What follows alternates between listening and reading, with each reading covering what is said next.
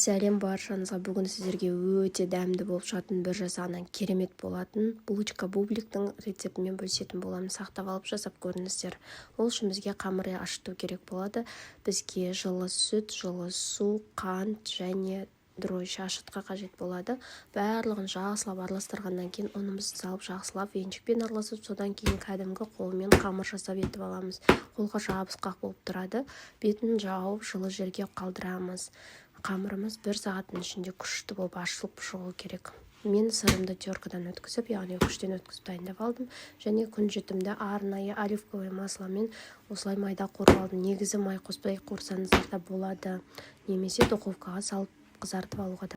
Күнжетімізді дайындап алғаннан кейін қамырымыз ашып тұр, оны бөлшектерге бөліп жақсылап дайындап аламыз. Менің инстаграм парақшама және ютуб каналыма жазылуды ұмытпаңыз. Алдағы уақытта керемет рецептермен бөлісетін боламын. Ал ендеше кеттік. Осылайша бөлшектерге бөліп алған бөлшектерімізді қолымызбен жақсылап дөңгелектеп етіп жаямыз да арасына сырымызды салып алғаннан кейін осылай мен арнайы сироп дайындап алған болатын. Медпен суды араластырып жасап аласыздар, ерітіп. Мен соған ұнаттым. Негізі арнайы дайын сироптар да сатылады, тәтті, виноградный, әртүрлі сироптар сатылады. Оны да алып қолдансаңыздар болады. Қызып тұрған пешке 180 градусқа 25 минутта осылай булочкаларымызды пергамент қағазын төсеп отырып жіберетін боламыз. Астарыңыз дәмді болсын, өте оңай.